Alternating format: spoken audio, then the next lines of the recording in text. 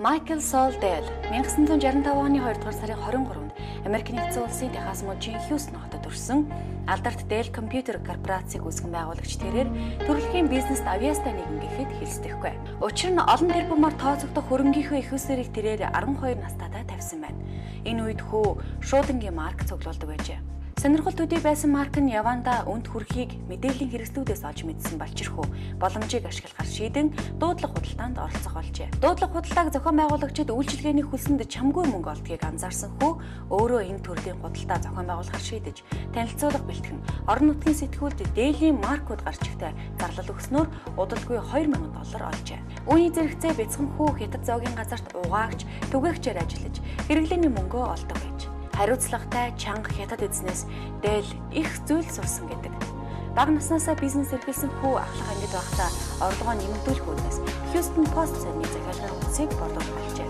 Ингэхдээ захиалга хийх магадлал өндөр гэж үзсэн хүмүүсийн нэрсийн жагсаалтыг гаргаж хүн тус бүр 2-7 хоногийн турш тус сонинг өнгөө захиалган унших сан тавьсан нь амжилтаа дэмжигдснээр хүү $18,000 ашиг олжээ.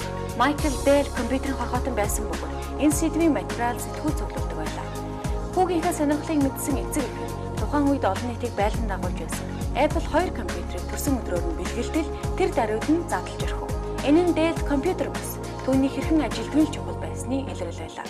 Ааваасаа хатуухан зэвдэл хүрсэн ч тэрээр зогсолгүй оролцоод Apple 2-ын учрыг ойлгож энэ туршлагатай тулгуурлан компьютерийн гол болон бүрэлдэхүүн хэсэг эд ангиудыг сольж дурсан нь амжилттай болж тэрхүү бүтээлээ маш ашигтай борлуулж чадсан. Энэ удаад орлогоо хувийн хэрэглээнд бус шин тоног төхөөрөмж авахд зориулж амжилттай болсон туршилтын компьютераа чамгийн олныг хийж худалдаалжээ. Майкл эцэг эхийнхээ хүснээр эмч болсонгүй. Учир нь тэрээр зорилгоо аль эрт тодорхойлчихсан байлаа.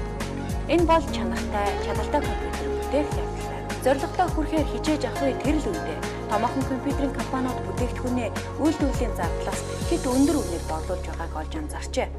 Тэдгээр бүтээгдэхүүнүүд олон шат дамжлах, түгээгч нараар дамжиж хэрэглэгчдэд хүрдэг. Дамжлах тус бүрийн өртөг нэмэгдсээр эцэстээ хэрэглэгчид хохирч, борлуулалт удаашрч байгааг овчноор ажигласан байна. Ингээд энэ алдааг давталгүй өөрийн бүтээсэн компьютеруудаа үйлдвэрлэлээс шууд хэрэглэгчдэд хүргэж, тухайн үеийн ханшаас 15%-аар хэмт борлуулсан үдээ олж, борлуулалт нь өссөн $25,000 хүрэхэд гэр. Майкл энэ хугацаанд өөрийгөө хөгжүүлсээр байлаа. Тухайн үеийн хамгийн шилдэг гэгдэх Intel корпорац шилдэг мэргэжилтнээр компьютер угсралтын тухай сайтар заалгасны эцэст 1984 онд анхны Dell персонал компьютер албан ёсоор гаргаж компани Dell компьютер хэмээн нэрийджээ. Тэрээр бүтээгдэхүүнээ борлуулахдаа ашгаа нэгт тавьсангүй. Хэрэглэгчдийн хэрэгцээ шаардлага нийцсэн боломжийн үнэтэй байх тухайд ихэд анхаарч худалдан авагчдад шаардлагатай тохиолдолд төлбөрийг буцаан олгох боломжийг салбартаа анхлан олгож 24 цагаар засвар үйлчилгээний зөвлөгөө өгүүлэх бодис ажиллуулж засварын төв нээснээр богино хугацаанд олон нийтгэлийг хүлээж орлогоо нэмэгдүүлж чадсан юм. Компаниуд томруулж ажилтнуудынхаа тоог нэмж үйлдвэрлэлээр чимжүүлэн онлайн худалдааг нэвтрүүлснээр нэр хүнд нь өсч жинхэнэ утгаараа гялцах болжээ. Одоо Dell корпорац компьютерийн үйлдвэрлэлээр дэлхийд 2 хүчтэй өдөрт дунджаар $50 сая борлуулалт хийдэг гэх мэдээлэлгүй. Дэлхийн нийтээр Dell-ийн компьютерийг мэдэхгүй хүн үгүй болж энийг нэр чанар гэж ойлгох болжээ. Харин Michael Dell-ийн хувьд сүүлийн жилүүдэд гаргасан дэлхийн топ 100 хөрөнгөний жагсаалтыг эхний 50 дахь тогтмол бичигдсээр байгаа юм. Түүний амжилтын тухайд олон дүгнэлт байдаг ч товчхондоо бол тэрээр мэдрэмжтэй, халамжлагч нэг юм. Тэрээр хэрэглэгчтэй өөрөмсгөр халамжилж хэн нэгэн Dell-ийн компьютерийг авсандаа сэтгэл ханамжтай, компьютерын хэрэгцээ анхгүйц хурд, хүчин чадалтай, боловсронгуй байх ёстой гэж үзэх. Түүний хэж төлөө ажилтг нь өнөөгийн амжилтын төлхөө юм. Орлого бус чанарыг эрхэмлэж хэрэглэгчтэй хаан дургамжилсан цагт бизнест амжилт гаргадаг тухай тэрээр олон ярилцлагатай дурдсан бий. Ийхүү компьютерийн хорхоотой хүүгийн сониуч зангаас дэлхийд тэргүүлэгч Dell компьютер үүсжээ.